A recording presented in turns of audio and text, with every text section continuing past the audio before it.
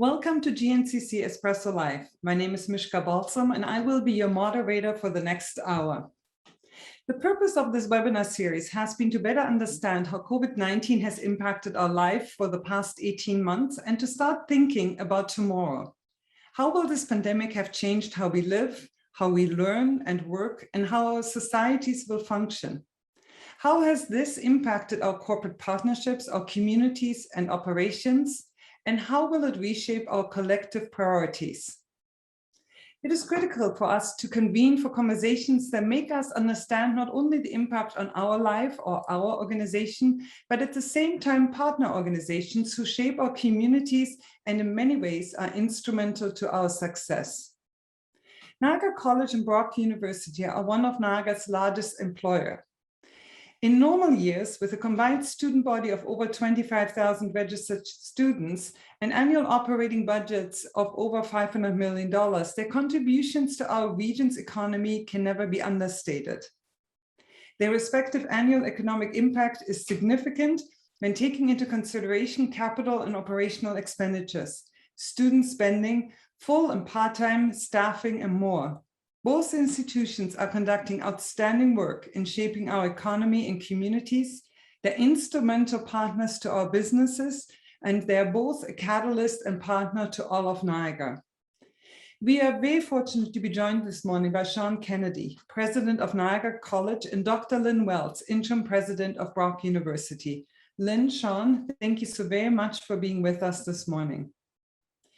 And to all of our participants who are currently on mute, thank you for joining us this morning. Many of you have provided us with some questions, and for those who are unable to attend, we're actually recording this webinar as well, and it will be available on our site as well as through all of our social media channels. For those of you who don't use Zoom regularly, I just wanted to make you aware that if you would like to ask a question, there is the symbol of a hand, and by clicking that, we know that you want to ask the question and we will unmute you. So please watch for that. And secondly, you can also take advantage of the chat function where you can type in your questions or comments, and we will all committed to getting to all of them. And if you wish to enable live transcript, please refer to the bottom of your Zoom screen for that option as well. So, Lynn, Sean, let's get started. When we look at the questions that have come forward to us, we can really put them almost in a number of different buckets that are there. The decision for you as it relates to mandatory vaccination and campus life. New programming that is there, online learning, provincial changes that you're dealing with, and so much more. And in light of what has gotten a lot of media attention in news recently, I thought maybe it's good for us to start with mandatory vaccination, because quite a few of our participants had either via email or social media actually asked and forwarded a couple of questions related to that. And I thought, just for us to get a better understanding, could you speak to the decision-making process that led both Niagara College and Brock University to require vaccinations for those on campus? What made you feel this was something that you had to do? And are there lessons for businesses and industry to learn at the same time? And I thought on this question, maybe Lynn, if I could ask you to start out, and then I'll pass it on to Sean. Wonderful, thank you, and good morning, everyone. Yes, it's been a really busy summer tracking the developments around the coronavirus. And I think really what changed the situation for all of us was the news really in early August that the Delta variant of the virus was far more prevalent than earlier thought, and also that it could be transmitted by vaccinated people and by people not showing any symptoms whatsoever. And that changed the game, I think, for really all of us in human society, that we needed to think differently. I think we were all hoping that the fall would be much easier, that we would have a highly vaccinated population, that people could return to social gatherings and other kinds of gatherings fairly easily and fairly secure in the idea that they would not be transmitting the virus. But that news changed everything. And as we looked towards the fall, we knew that it was very important to return our students to in-person learning and activity. We've heard from them clearly throughout the last year and a half that they need that. That this is not just an add-on. It is absolutely critical to their learning experience and their mental health and well-being. So bringing in the vaccine mandate really was a response to that reality and making sure that we could get back to campus safely this fall. Thank you very much. And I can only imagine how difficult of a decision it was and how many conversations and people must have been part of making that decision and seeing what is happening across Ontario as well as across Canada and other institutions like yours at the same time. For everyone who is participating here and is listening, just for disclosure, I'm actually a member of the Board of Governors for Niagara College. I'm also a member of the Goodman School of Business Advisory Council. So in both of them, I've had the privilege of actually hearing and seeing some of the decisions as they have been made too. Sean, you made the same decision for Niagara College, for staff, for people and students coming to the campus. Can you give us a little bit of insight on what it has taken on your end? Sure. I mean, I think Lynn did an excellent job in describing the changing context, which really made it imperative for us to respond and to think about how, given what we were clearly all were learning about the variant and the changes, how around transmissibility and health impacts, and at the same time what we were learning, and we would have all seen, you might have seen yesterday there was a new report out, but there was a lot of science that showed that the vaccinations were incredibly effective, particularly around reducing health impacts. So that combination, that shifting context, certainly meant that we had to look at expanding the protocols we have in place in terms of health and safety on campus by adding that extra layer of protection of a mandatory vaccination policy. We very early in the summer, we were one of the earlier post-secondary institutions in the province to announce mandatory vaccinations for residents, as all students living in residence. And we felt that was critical because it was a congregate living setting. So that seemed like a no-brainer. But then as the fourth wave started to emerge and clearly other concerns, we then decided that we needed to look at a mandatory vaccination policy for all individuals who will be on our campuses in the fall. So, very challenging, easy decision, actually, from my perspective, in terms of it was the right thing to do and clearly the right thing to do. The challenging part was the implementation details. Do we accept an attestation, like many post-secondaries were doing, an attestation that people were vaccinated versus asking for proof of vaccination? How do we ensure and balance privacy issues but still making sure that we saw proof of vaccination? How do we consider the question of exemptions for medical reasons or other reasons? It's the how to implement set of the devil in the details. Truly, that was how to implement that. It was really the challenging set of discussions. But doing it by early August, it became clear that it was the right thing to do, both for our Niagara College community, but also for the communities in which our students and employees live. Thank you very much. There have been a couple of questions on the same topic that's almost looking at the logistical end of it, where parents in conversations and students have said, how will this be made possible? Will there be apps? Will there be technologies? Will there be things as people enter buildings?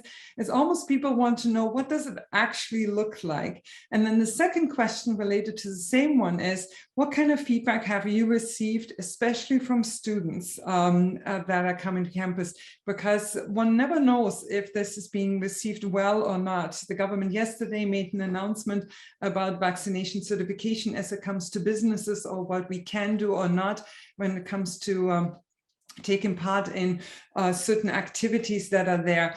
And because we are a membership organization, we hear the feedback, and it's not always straightforward. It's not always we embrace this, it's sensible to do. We also get pushback on it, and people asking us to push back on it as well. So I would assume that you would both be in the same position.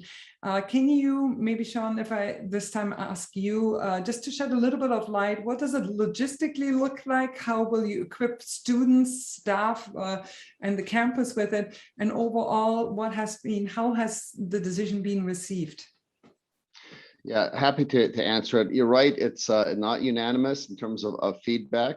But what I can say is the vast majority of the feedback and the response has been very positive, both by our employees and by our students, and certainly by our communities. We always work very closely with the Student Administrative Council, our students union. And so the new president of SAC, Sam Jemison, and myself, actually early, through the spring and early summer, we were really focused on joint messaging to promote vaccination amongst students. What has shifted is going from promotion of vaccinations to requiring vaccinations. But we continue, throughout this, we continue to work closely with our student representatives. And have gotten their feedback, but they are, understanding of the policy. They're supportive around promoting vaccinations. They understand how mandatory vaccinations can create something that's safer for everyone on campus, and move that needle from the 76% I think that are currently vaccinated to something that's 85% plus that the science advisory table put out as a goal yesterday. And it's just trying to move that needle by 10% or so that, by my understanding of what experts are saying, could really make a huge difference related to the fourth wave. And we serve the population 18 to 39-year-olds that had the lowest level of uptake, really, of vaccinations. So it was another reason to give that extra prompt. I should note that we're also focused on making sure that we bring, we want access and convenience to be at its greatest, reduce any barriers for students or anyone else to get vaccines. So we are also going to be having pop-up clinics. We're going to bring the Go bus, the Go Vax bus that has been touring the province, will be coming onto our campuses, so that we're bringing the vaccines to our students, not always expecting our students to go to the vaccines, although vaccine availability is pretty prevalent now across the province. Yeah, and that has actually, to your latter point that you made, it really has made a difference to people, that people actually, especially to that younger group that you're looking at and that you've identified, that may be more impulsive with it. They don't want to book the appointment ahead of time. They don't want to go to certain premises saying, like, how can we bring it to you? You don't require an appointment, just come and show up and be there. Lynn, how does it look for Brock University? Great, thank you. Yes, and of course, we've been going through many of the steps that Niagara College has been going through. And I will agree with Sean. It was a decision once, it became clear that this is what had to be done. We moved on it very, very quickly, but it has been a tremendous amount of work around logistics to figure things out very quickly, because we've never done this before. I keep saying to my team, this is our first pandemic. So we're working it out as we go along, obviously with support from the ministry and the Chief Medical Officer of Health and local public health officials. In terms of the technology that we're using, we have an online system, a declaration system, but it does require uploading of proof of vaccination or application for exemption. We've had incredibly good response to that. 7,000 people in the first 2 days. I gather we're up about 15,000 now.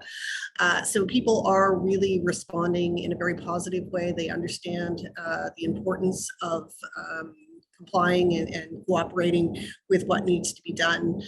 Similarly, we've kept in very close contact with our Graduate Students Association and our Undergraduate Student Union. They've been very supportive, especially their messaging around the importance to students of having that safe on-campus life this fall. And the numbers, that population, the 18 to 29-year-olds, I know that's been a source of concern, that demographic really has been showing vaccination rates, in the mid-60s. But we're finding that really doesn't travel to our student population. Our early surveys are showing well over 90% of our students in that age range already double vaccinated or about to get their second vaccination. So it's been a challenge. I'm very proud of the Brock team and what they've managed to do in a very short time to get us ready for fall. Yeah. I appreciate that, and kudos to actually both of your teams. I think we can't really fathom all the work that it actually takes to put and implement this decision that you have made, and for the reasons that you have made it. And then both of you have mentioned online learning. We have been through this. We have exposed students to it at all levels, from elementary to high school to post-secondary. And so there's a number of questions that relate to online learning. And the questions are kind of along the lines of what challenges did you face with it, but also to saying, what are some of the opportunities that you have recognized over the last year and a half, because we are in this situation that we're faced with unexpectedly, didn't anticipate this one. But is there an opportunity, or is there like a light that at the same time went on to saying, like, here's the role that actually online can play, and that actually also supports our students and our education? And Lynn, if I can maybe ask you on that end of it, to saying, what does online learning mean to Brock University as you're moving forward for this year, but also if you look at it in the long term? Wonderful. So yes, so I always hate to start with a negative, but maybe we'll get that out of the way first. And I think we're all aware that online learning poses some difficulties for students. So some adapt to it very well, some don't. Some find it very alienating, very distant. They don't have interaction with their peers, with their instructors in person. They lose that sense of community, of engagement on campus, and again, having that impact on student mental health in many cases. And for some of our faculty and instructors, this was an enormous transition. Many of our faculty had never taught online before March of 2020 and had to learn to do it virtually overnight. And that's a steep learning curve. We have an excellent Center for Pedagogical Innovation that's been instrumental in helping our faculty and instructors transition to online learning. And now that we know how to do it, now it's part of the work of the institution and the expectation of our students. There are obvious opportunities for accessibility for students with different schedules, work schedules, who are looking for to study on their own time, if they're working parents, if they're adult learners, international students gaining access from abroad, maybe starting a program online and then transitioning to in-person instruction later on. So there are some obvious benefits to online learning, but I always see it as not the entire solution, but as a complement to our on-campus instruction, our on-campus activity and engagement, and giving students that choice, that flexibility in their learning style, I think will be a very important part of Brock's future. Over the next year, we'll be developing a digital strategy that will take us through the next 5 years. Yeah, no, it makes complete sense. And actually, it's interesting what you mentioned, Lynn, about saying that it's actually in some ways e-learning and e-connections make it more accessible to some people who might not be. And when we actually check with our members in the business community and saying we are, as a chamber, are often known for connecting different people, being the connector in the community. So we do historically run a high number of events and gatherings around different themes to bring people together. And consistently, we've heard the feedback of saying that please keep that e-component as being part of it because of the accessibility to individuals. People are eager to connect in person again when it's safe and when they feel safe in it. But the other aspect of it, people want to continue. And so we are all looking at more hybrid models, different technologies to support the different ways that people actually wish to connect with one another. And I think it's reflected in learning at the same time. Sean, over to you on the same question, the role of online learning. In your case, it's slightly different because many of the classes and courses and the things that you offer at the college are have to take place in person. The learning is slightly different maybe than what we see at Brock University in some of the classes, not all of them. Yeah, thanks, Mishka. And it's a good point. I should, first of all, just note that because of that element, that important element of hands-on learning for many of our programs, we, in fact, unlike many universities or other post-secondary institutions who last year were almost exclusively online, we actually had half of our students on campus last year for some portion of their program. And it made a huge difference to their learning. We had extensive protocols, and although we had half of our students on campus, we did not have a single case of on-campus COVID transmission, which we were very proud of. But we knew it was so important to our students to have that hands-on learning experience. So we did transition the majority of our courses to online, but we kept for about half of our students, as I mentioned, a portion of their program on campus. And we're going to build from that in the fall term. So we're going to go from about half of our students to about 2/3 of our students on campus. We're not going back to a full return yet. We want to take a cautious, prudent approach. But we are going to, really, I always think of the adage that everything in moderation. And I think applying that to online learning is very appropriate. We do believe there's an important element that can, in fact, enhance learning by having some greater components online, virtual learning, using the tools that are now available. Like Brock, that has their Center for Pedagogical Innovation. We have a Center for Academic Excellence that have done an outstanding job in supporting our faculty to learn some of those virtual teaching and delivery tools so that our students can have a strong virtual learning experience. But at the same time, it's all about balance, and then balancing the online with the on-campus experiences that really makes it so important in terms of social development, feeling connected, as Lynn mentioned, feeling a sense of a community. There's a concern around, too much of online means students sitting in their parents' basement, feeling very isolated. And so I think that's where the balanced approach is so important, that there's the on-campus experiences, but we'll continue to learn from the silver lining of COVID. It's been a catalyst to try many things differently, and to do so really quickly, and to learn from those lessons so that we can continue to use some of those really powerful online learning tools, but balance it with the on-campus experiences.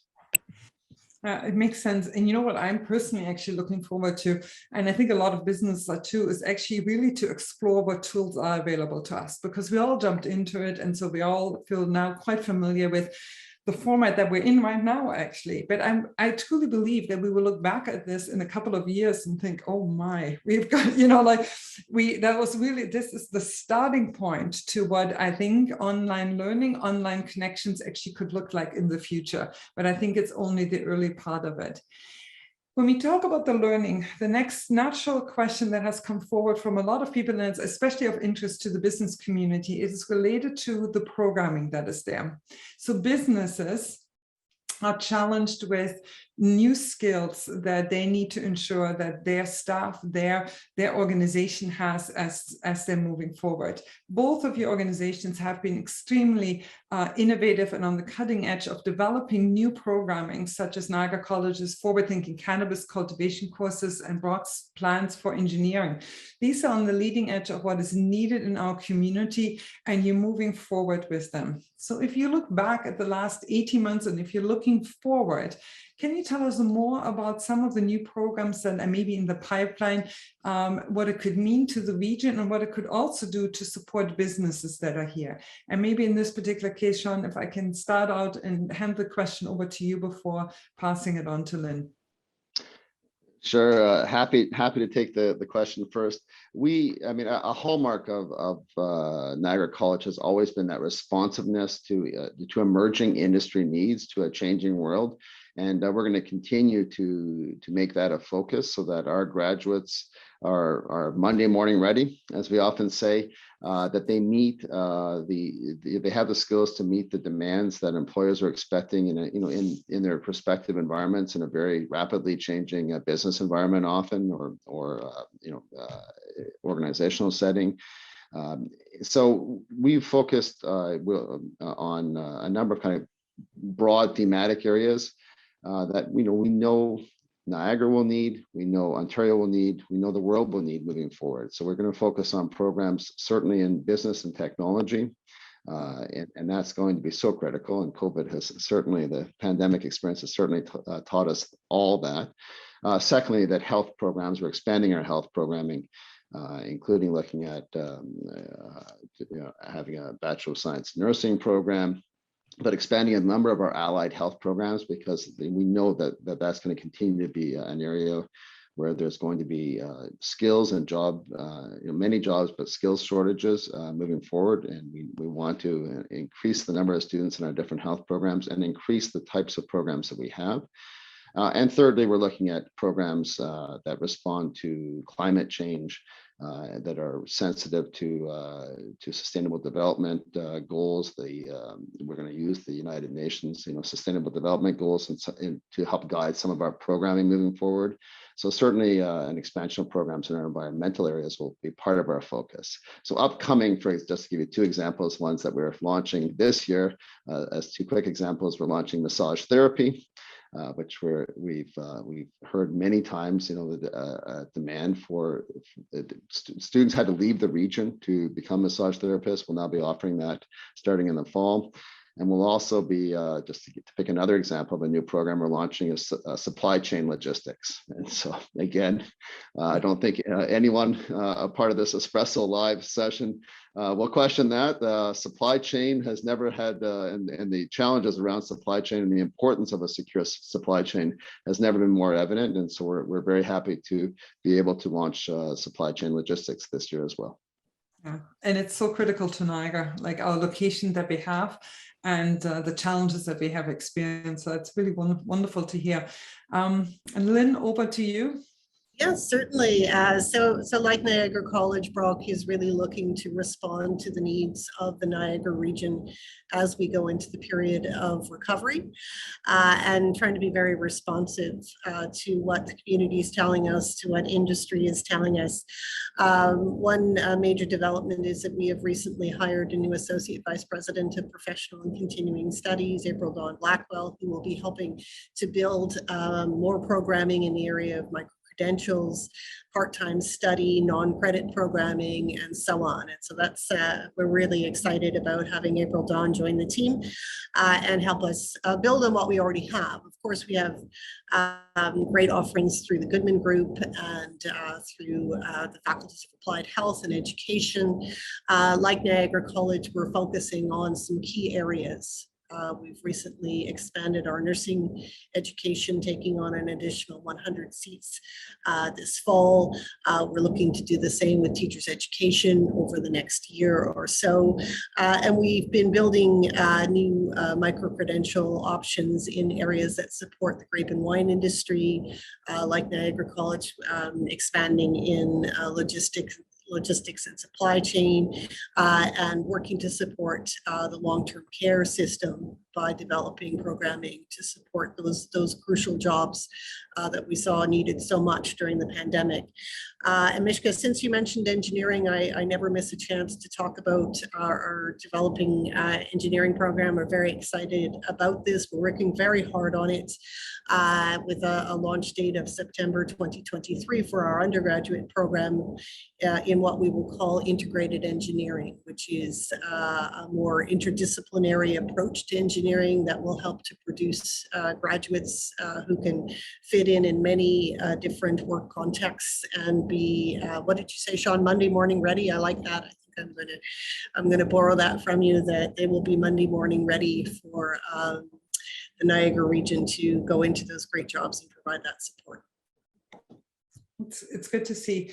I am going to just listening to both of you, it made me think about the opportunities that you see for your institutions, for the college and the university that are there. But this time is also an opportunity for Niagara in many ways. Both of you are key stakeholders. You have key conversations, not only with industries, but with elected officials within the region, outside of the region. And we're looking at some of the trends that we're experiencing in Niagara and the forecasts that are there. So Niagara, for example, it's in the next 20 years to 25 years in population is expected to significantly grow from where it is today.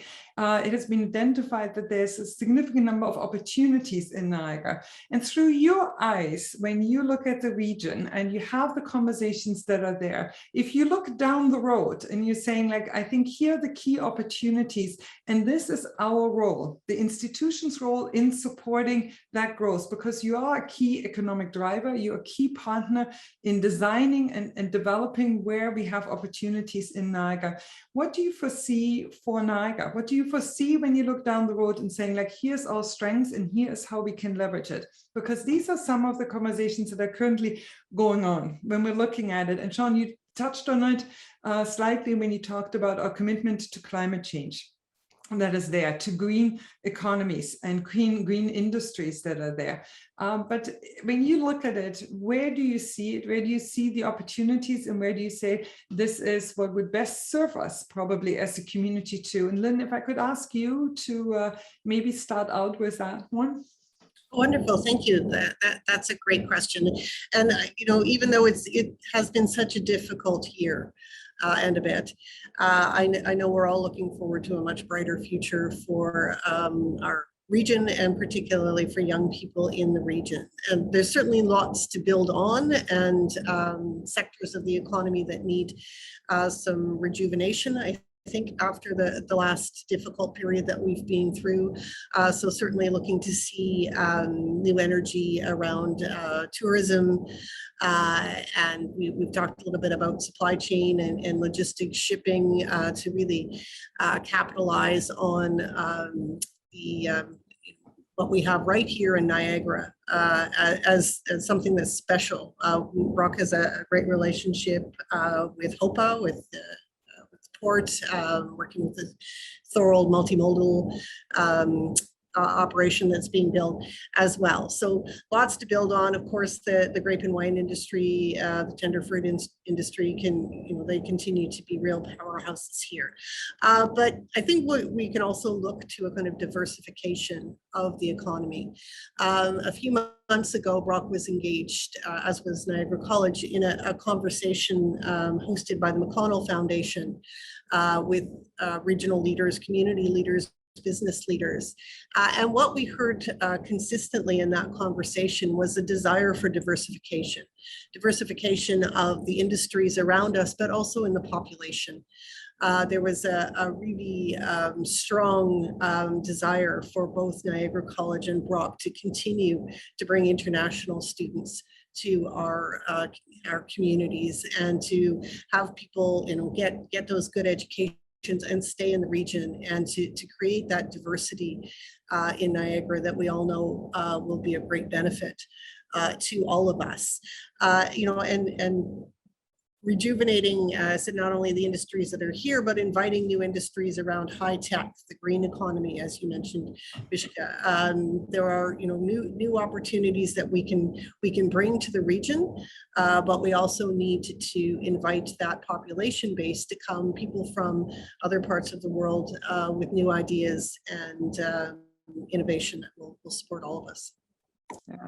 Yeah, and especially as we're also seeing the trend that people are working remotely more often and are wanting to continue to do so. So it's been very interesting to see, even across like North America, the trend that people are attracting talent, key talent, but people don't have to leave. And I think it's something that is of great interest to organizations, and I think it's of great opportunities to regions like ours. Sean, to the same question. Well, I see such a bright future for Niagara, and I think Brock and Niagara College have a big role to help ensure that we fulfill those what's possible, and to really make sure that it's as bright as possible for the region and all of our communities.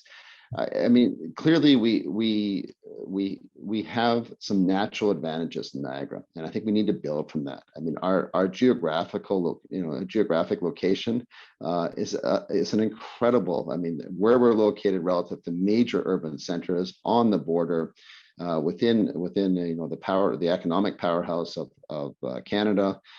It just has some natural advantages we want to build from. Niagara has always been known as green and clean. With home of the origins in many ways of hydropower in the country. We are known as an agricultural region that's beautiful to visit, and I think we want to continue to really leverage those natural advantages.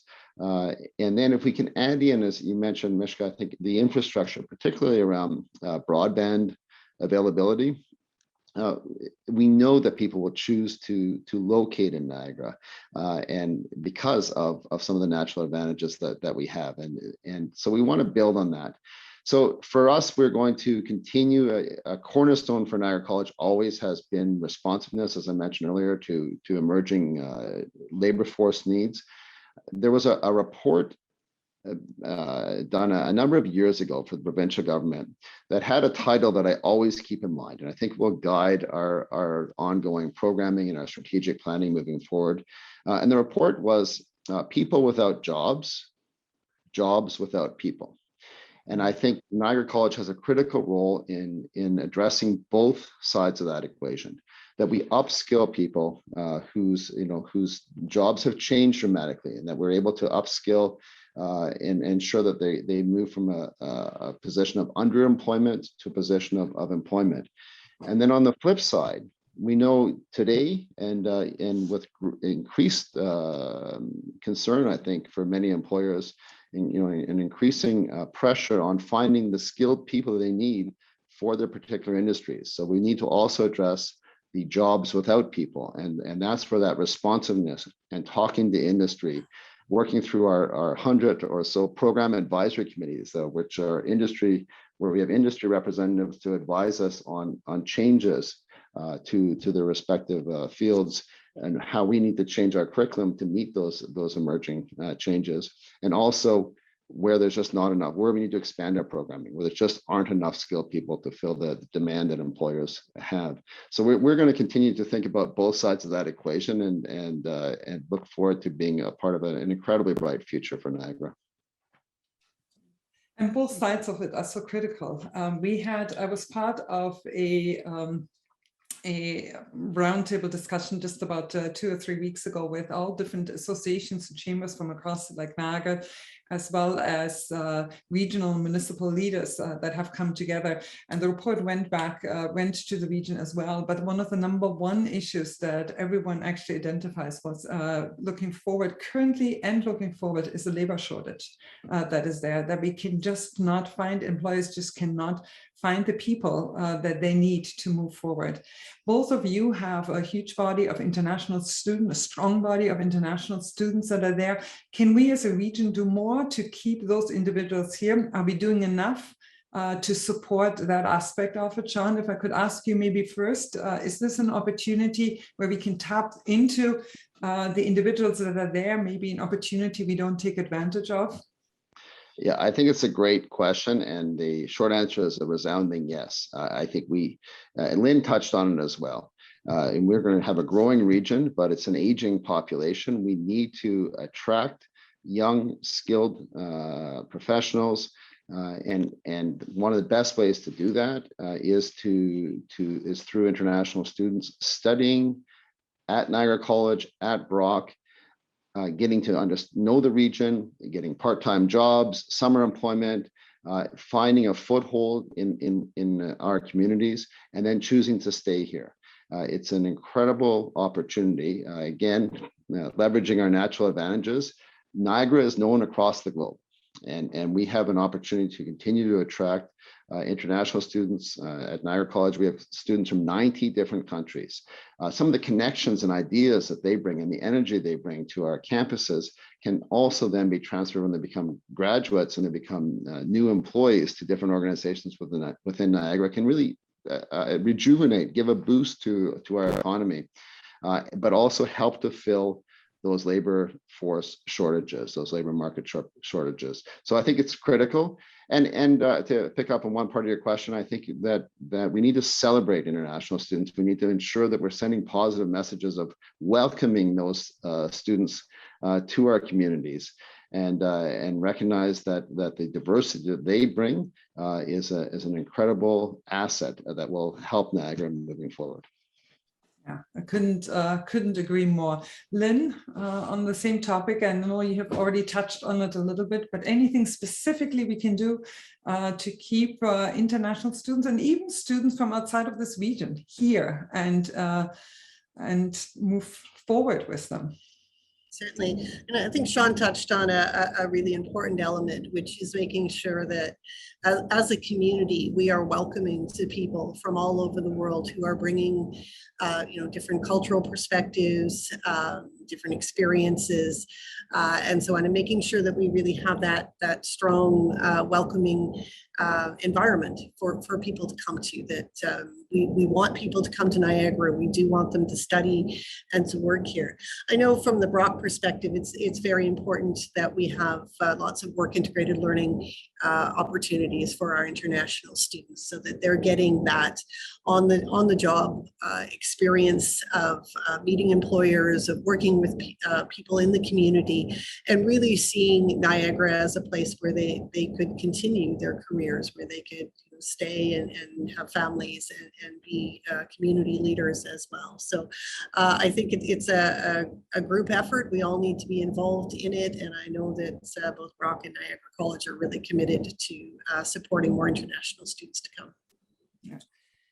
Thank you very much. This is now a more finite question. It's related to the same. So we talked about the labor shortage that employers and businesses are going to experiencing currently, are expecting that there's more of it. The other two challenges that often we are hearing from the community and also from the business community is one around housing and the housing challenges that are there, because I mean, if you want to attract employees to stay here, you have to be able to house them at the same time too. So that is the key factor that is there. The other one is public transportation. And I wanted to just touch base maybe with both of you to saying how critical is it that we are more committed to, we're moving forward in some areas when it comes to public transportation, but it's something that employers hear. We hear from students expressing concerns of being able to get to the housing if it's off campus, or to get to their job that they have on the side. There are challenges around that.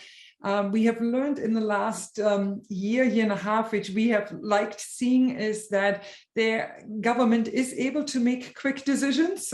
There are and can be agile, which has been good to see. Do we need to move forward on the issue of public transportation with greater urgency to support your needs and the needs of students that could actually benefit all of Niagara? Lynn, what are your thoughts on it?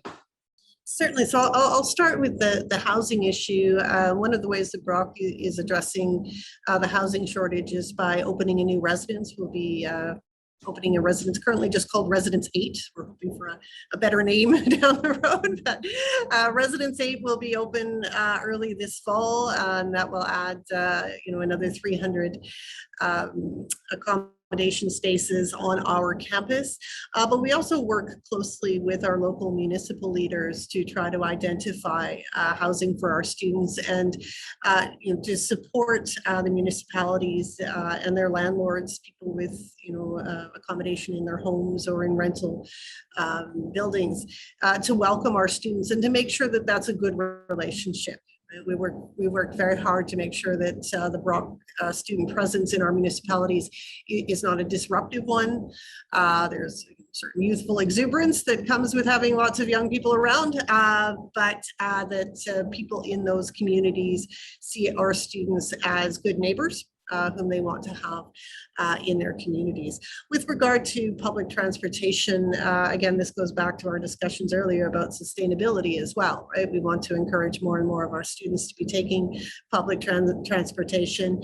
We're very pleased recently to learn that we have a new Go Bus approved for St. Catharines, which is great. And I know that there are initiatives ongoing right now around integrated municipal transportation that will be gaining some traction this fall, I think, as those discussions continue. And I know the region is considering those opportunities. So Brock certainly is in favor of more and greater opportunities for people to access public transportation and to get to our campus here, our main campus, but also downtown and to our Hamilton campus as well, in a sustainable way and affordable ways as well.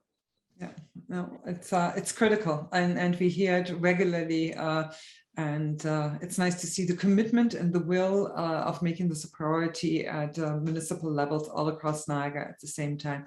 Sean, when it comes to that, especially public transportation and access to it. Yeah, critical, absolutely critical. If you've been driving around Niagara recently, I get a chuckle when I see this billboard, but we'll have seen it. It's a Metrolinx billboard.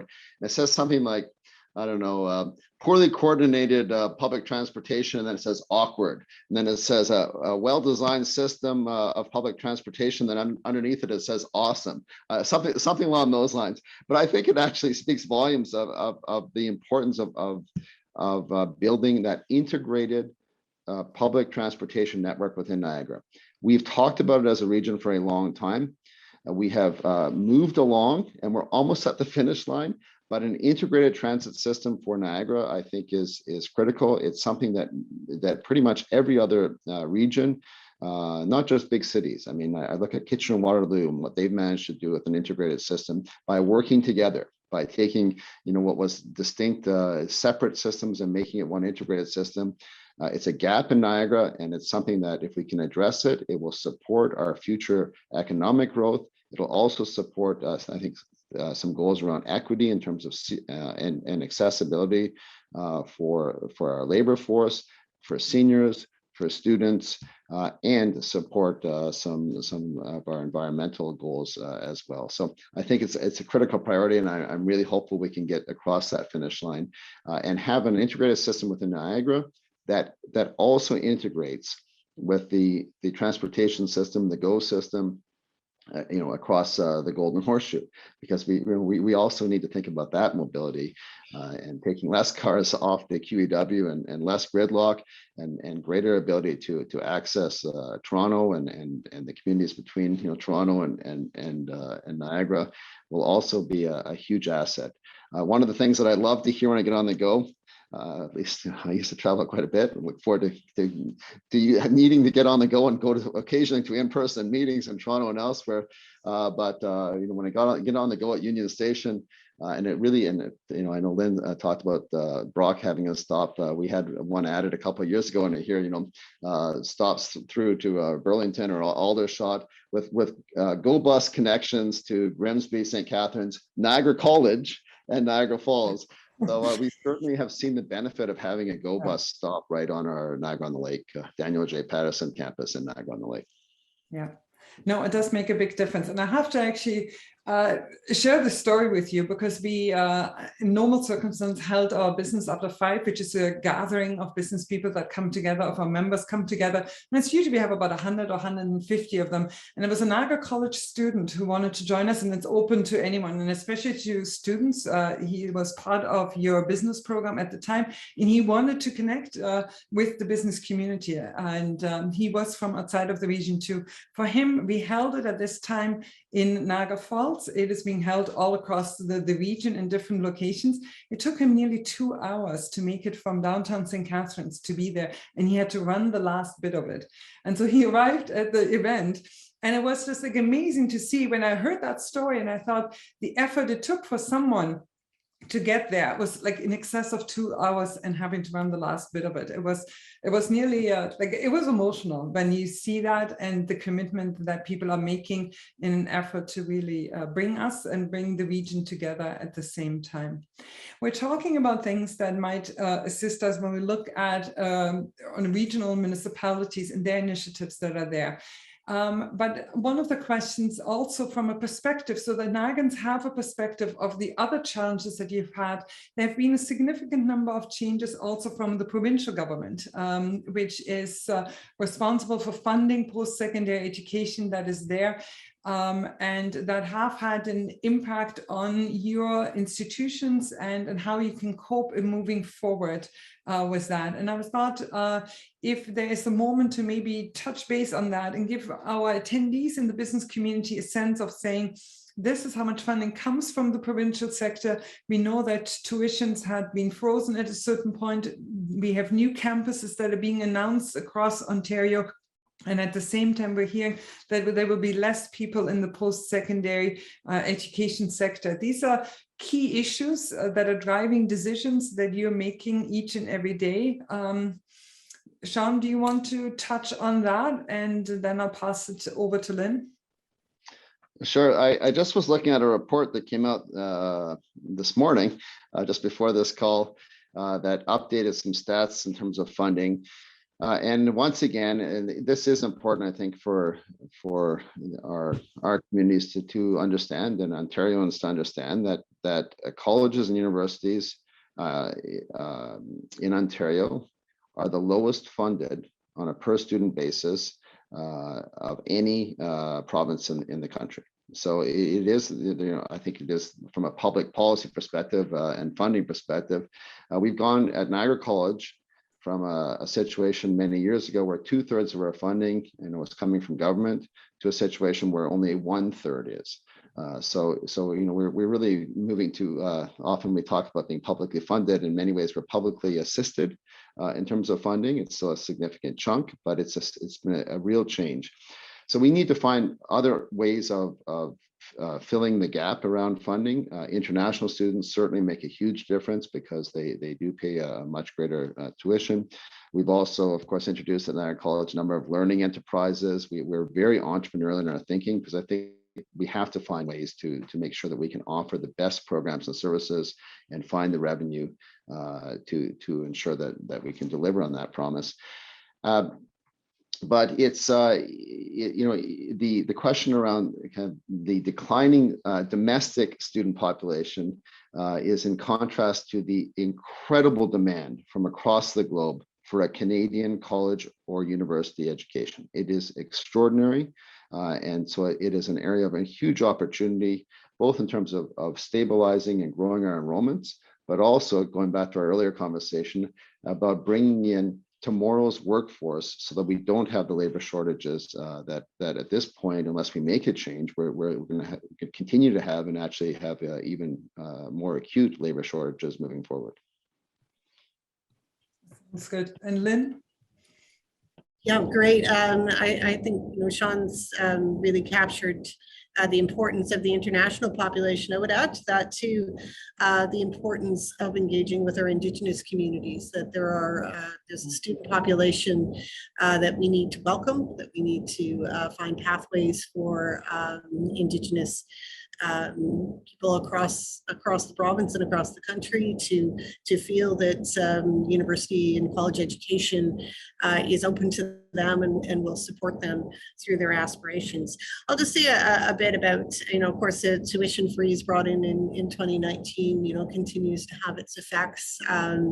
Universities operate under a different grant system than the colleges. We have our corridor system as well, and that system obviously has some advantages, but as with the funding of the colleges, the universities are seeing a steady decline in the level of public funding, and that of course affects our operations, but it also affects everyone who needs to access that kind of education and to benefit from the graduates. You are probably aware that there's a performance-based funding model that was brought in a year and a bit ago, the government has agreed to delay the implementation of the metrics under performance-based funding for 2 years, given the impact of the pandemic, and we are grateful for that relief. It would have been very difficult to have meaningful metrics over the past year, given what was in front of us. But as that model takes effect, universities, including Brock, will need to adjust to meeting those metrics that include things like the success of our graduates. Right? So it is it's a different way of thinking about funding universities in coordination with our strategic mandate agreements. So that will be new for us. And like Niagara College, Brock, of course, is always looking to be entrepreneurial, to be innovative. I mentioned earlier our new professional and continuing studies division that we're building. Those operations are almost always cost recovery and help to subsidize the other aspects of the institution. So we'll continue to innovate, we'll continue to look for new opportunities, but of course we really do need that public commitment to higher education. It is critical for all of us. Yeah. Thank you very much. And I think it's good for our audience and the public to be aware of some of those strains, because often that side and that story we don't hear a lot about. So I think it was critical that that question was also raised. I'm conscious of the time because we're getting close to the end of it. And I would like to ask the question, we often come to you and saying, this is what we need, this is what business needs, this is what employers need, this is what employees need to be skilled. But if I turn the tables here and ask you, what can we do to support you? What can we do to actually ensure that Niagara College and Brock University are continuously going to be the key partner that you have been over so many years for the community?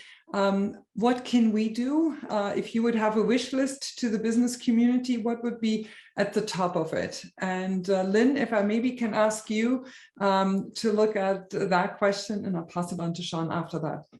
Wonderful, thank you. So I think we've touched on some of the things that community does for us every day, which include things like giving our students work in integrated learning opportunities, providing career paths for our graduates. That is all very helpful. One of the things we really do need from community is to hear what you need. And to help us diversify our programming, to continue to develop new learning opportunities that will lead to good employment or advancements in current roles, that kind of upskilling that we've talked about earlier. We are very adaptable and very responsive when we know what need is out there.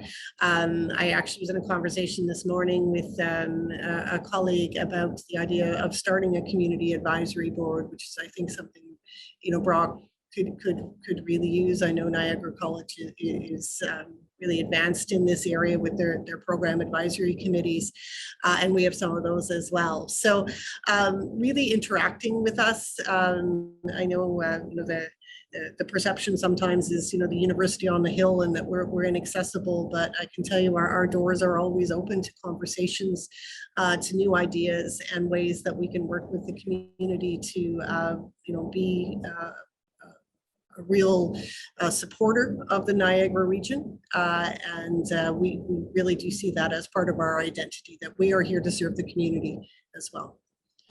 Yeah, thank you very much. And Sean? Well, certainly I'll keep it quick. I'm watching the time, but I would just say continue to support us. The business community, the support of our individuals across Niagara in terms of Niagara College. Please visit our learning enterprises, our greenhouse, our winery, our brewery, our distillery. I mean, those businesses give students employment opportunities, but give members of the public an opportunity to come to our campuses.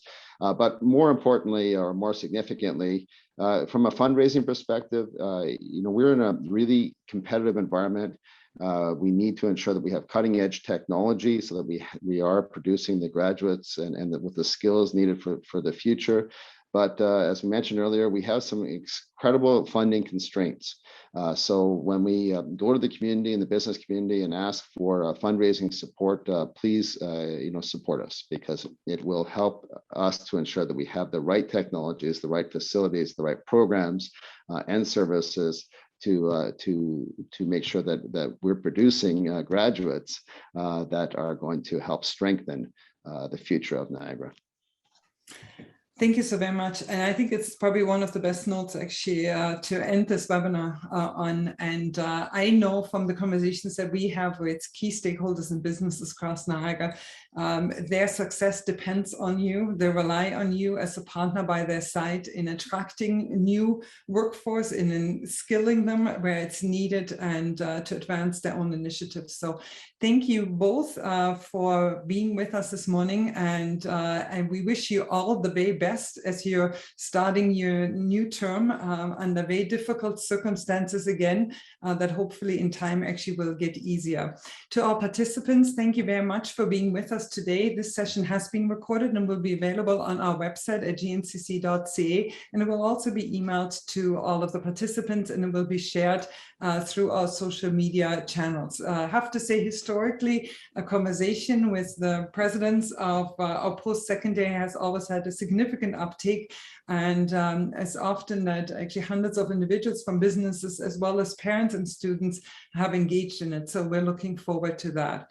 And on that note, as we're coming close to a long weekend, I wanted to wish each and every one of you a wonderful long weekend. I think we all can use a little bit of rest before we're actually going into the fall season. So thank you, and wishing all of you a good rest of the day.